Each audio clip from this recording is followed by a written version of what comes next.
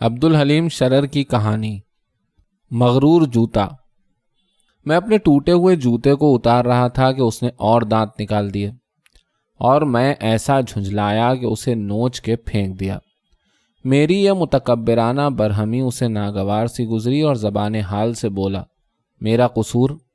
میں نے بے پرواہی سے کہا، کفش چون دنداں نمایت می کنند از پائے دور۔ اس نے کہا، خیر آپ کو میری ضرورت نہیں رہی ہے تو نکال دیجئے، مگر یوں ذلیل کر کے تو نہ نکالیے۔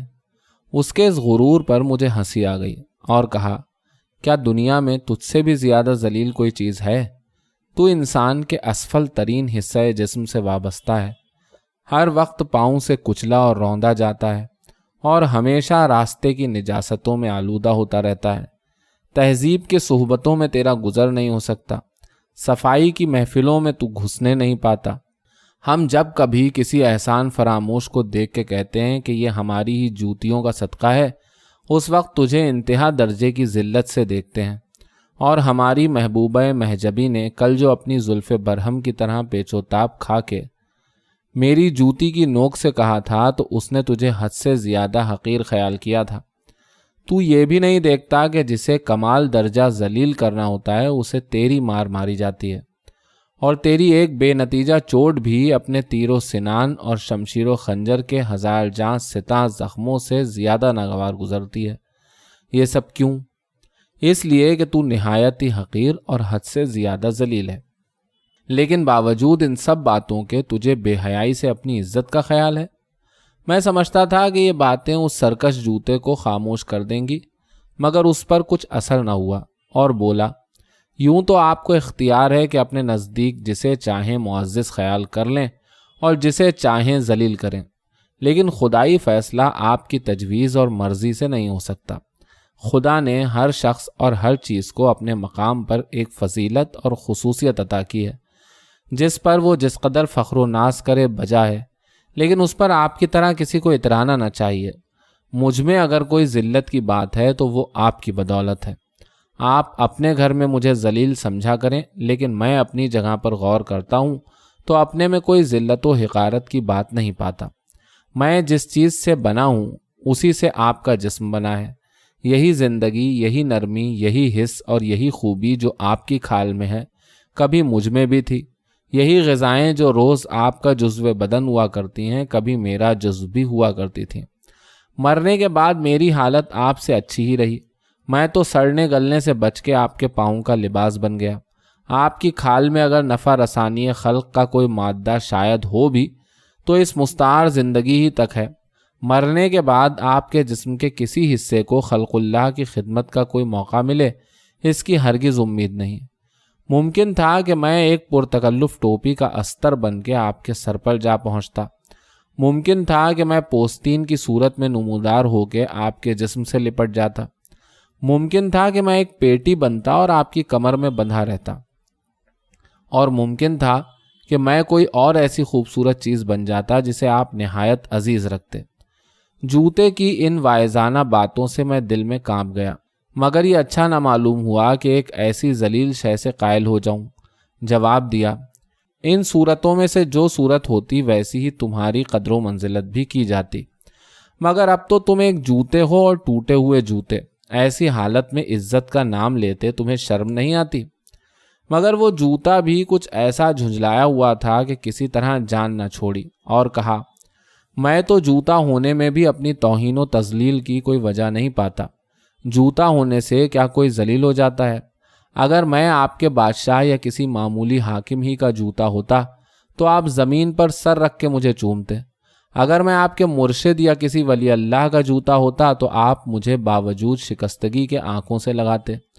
اگر میں آپ کے استاد یا کسی دوسرے بزرگ کا جوتا ہوتا تو آپ اپنی سعادت مندی تصور کر کے مجھے سیدھا کرتے، اور بالفرض اگر میں اسی مہجبی کی جوتیاں ہوتا جس کے میری جوتی کی نوک سے کہنے میں آپ کو میری حقارت نظر آئی تو آپ میری مار کو بڑے شوق اور مزے سے کھاتے۔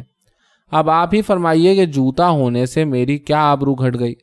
ہاں، اس بات کو میں البتہ مان لوں گا کہ آپ کے ایسے ناحق شناس انسان کی پاپوش بننے سے میری عزت جاتی رہی، اور مجھ میں ذلت و حقارت جو کچھ ہے آپ سے ملنے، آپ کے پاس آنے اور آپ کی صحبت میں رہنے کی وجہ سے ہے۔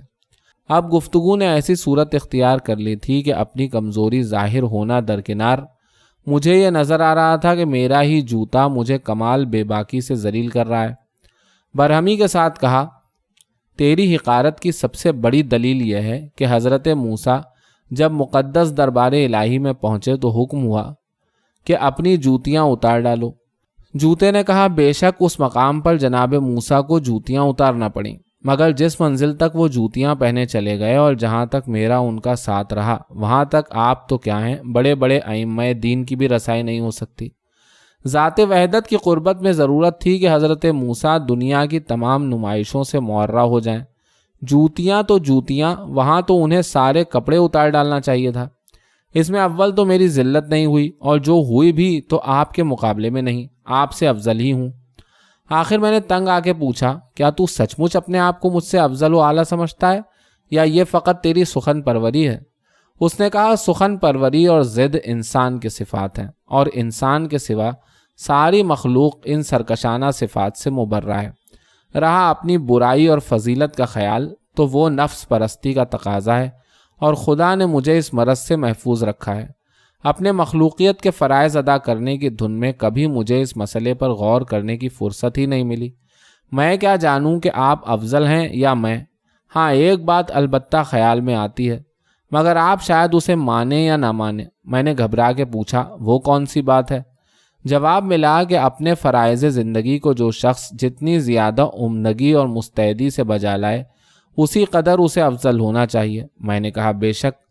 میری زبان سے بے شک کا لفظ سنتے ہی وہ ایک جوش مسرت کے ساتھ بولا، اچھا تو پھر میں آپ سے افضل ہوں۔ میں سچ کہتا ہوں کہ اپنے فرائض ادا کرنے میں کبھی میں نے کوتاہی نہیں کی۔ میں آپ کے سپرد کیا گیا تھا، اور دربار الہی سے آپ کے یہاں میرا تقرر ہوا تھا۔ آپ نے جب اور جو کام لینا چاہا، میں نے عذر نہیں کیا۔ آپ برے کاموں کے لیے گئے، سیاہ کاریوں میں مبتلا ہونے کے لیے نکلے گھر سے، ایذا رسانی اور مخلوق کو آزار پہنچانے کے لیے روانہ ہوئے، اور ہمیشہ مجھے پہن کے گئے۔ میری طرف سے آپ کی فرما برداری میں ذرا بھی کمی ہوئی ہو تو فرمائیے۔ آپ مجھے پہنے ہوئے نجاستوں میں چلے گئے، کانٹوں اور پتھروں میں گھس گئے۔ مجھے ان باتوں سے تکلیف ہوئی، مگر میں نے اطاعت سے منہ نہ موڑا۔ آپ کی رفاقت میں مجھے حد درجے کی بے نفسی سے کام لینا پڑا، نیکی اور بدی کی طرف سے اپنے آپ کو بالکل بے حس کر لینا پڑا۔ غرض میں نے ہر طرح کی مصیبتیں جھیلیں، مگر آپ کی نافرمانی نہیں کی۔ اب اس کے مقابلے میں آپ اس کا ثبوت دیں کہ آپ بھی اپنے فرائض زندگی کو بے عذر و بے تامل ادا کرتے رہے، اور کبھی آپ سے ان مقاصد زندگی کے بجا لانے میں قصور نہیں ہوا۔ اگر آپ اسے ثابت کر لے جائیں تو گو کہ اس سے صرف میری آپ کی مساوات ثابت ہوگی، مگر میں آپ کو اپنے سے افضل مان لوں گا۔ ورنہ بندہ نواز قصور معاف، آپ ہزار بڑھ بڑھ کے باتیں بنائیں، میں آپ سے اچھا ہوں۔ اب میں کلیتاً لاجواب تھا، خصوصاً اس لیے کہ اس کے یاد دلانے سے زندگی بھر کے گناہ اور قصور میری آنکھوں کے سامنے پھر رہے تھے۔ کمال بے اختیاری سے قبول کر لینا پڑا کہ میں ہارا اور تم جیتے۔ واقعی تم مجھ سے 1000 درجے بہتر ہو، اور میں نے جو تمہاری تحقیر کی اسے معاف کرو۔